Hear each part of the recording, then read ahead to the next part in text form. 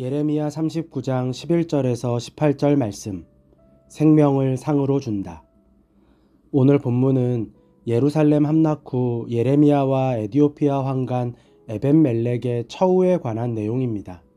18개월을 버틴 예루살렘 성벽이 무너졌습니다. 바빌로니아 군대는 예루살렘 성전을 마구 짓밟았습니다. 예루살렘은 그야말로 황폐한 땅이 되었습니다. 사람들 역시 마찬가지입니다. 빈민을 제외한 모든 사람이 바빌로니아로 잡혀갔습니다. 그나마 포로로 잡혀가면 다행입니다.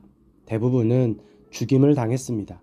특히 귀족들과 시드기야의 측근들은 모두 죽임을 당했습니다. 그런데 성경은 예레미야와 에디오피아 황관 에벤멜렉이 받은 처우에 대해서 구분해서 기록하고 있습니다. 바빌로니아 왕 느부갓네살은 예레미야를 조금도 해치지 말고 요구하는 대로 해주라고 명령했습니다. 이것은 매우 특별한 조치입니다. 이러한 조치에 대해서 몇 가지 해석이 있습니다. 하나는 예레미야가 평소 했던 예언의 내용을 바빌로니아 왕도 알고 있었기에 예레미야를 살려줬다는 해석입니다. 다른 하나는 예레미야의 행적을 들은 느부갓네살이 예레미야를 진정한 예언자로 인정했기에 그를 존중했다는 해석입니다. 저는 개인적으로 두 번째 해석을 더 신뢰합니다. 단지 예레미야가 바빌로니아의 편을 들었기 때문이 아니라 그가 보여준 예언자로서의 행동이 느부갓네살의 마음을 감동시킨 것입니다. 예레미야는 백성의 무리 가운데로 자신을 보내달라고 했습니다.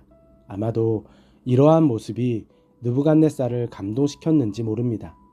같은 민족에게는 그토록 멸시를 당하고 조롱을 당했는데 오히려 이방 민족에게 인정받는 예레미야를 보면서 하나님께서 하나님의 사람을 세우신다는 약속을 다시 마음에 새깁니다. 하나님께서는 하나님의 사람을 잊지 않으십니다. 그리고 그 사람을 반드시 세우십니다. 이어서 등장하는 인물이 에디오피아 황관 에벤멜렉입니다. 그는 예레미야가 고관들에 의해서 구덩이에 던져졌을 때 시드기야에게 간청함으로 예레미야를 구해낸 사람입니다. 당시 황관은 왕의 측근에 있는 사람이었습니다. 그렇다면 에벤멜렉은 바빌로니아 군대에게 처형 1순위입니다. 그런데 하나님께서 그를 구해주겠다고 약속하셨습니다. 그리고 말씀하십니다. 내가 나를 의지하였기 때문에 내가 너의 생명을 너에게 상으로 준다. 아마도 에벤멜렉이 예레미야를 구해준 것은 예레미야가 전한 말씀을 믿었기 때문으로 보입니다.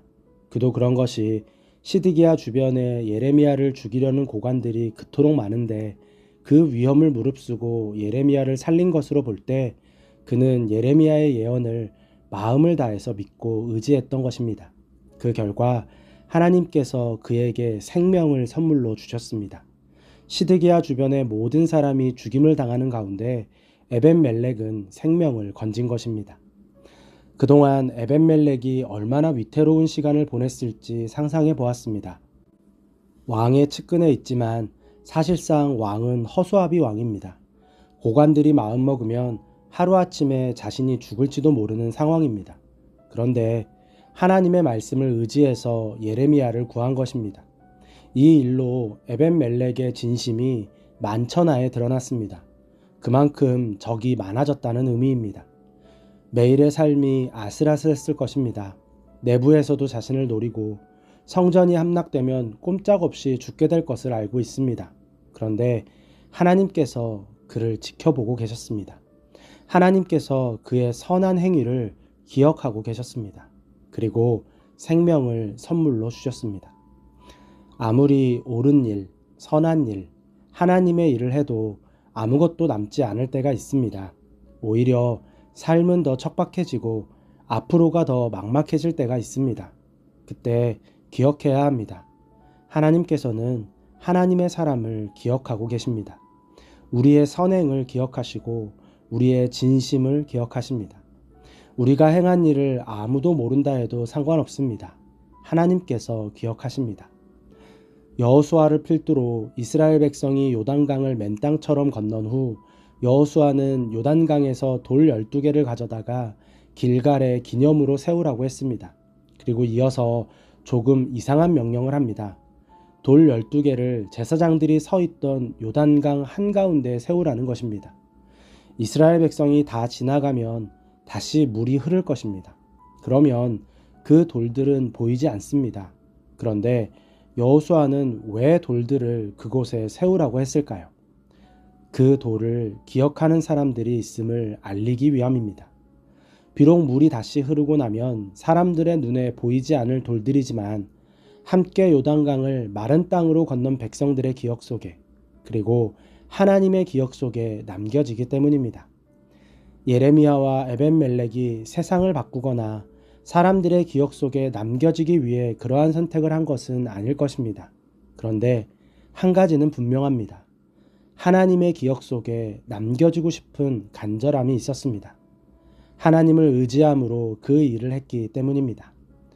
우리가 행하는 삶의 모든 순간은 하나님의 기억 속에 남겨집니다.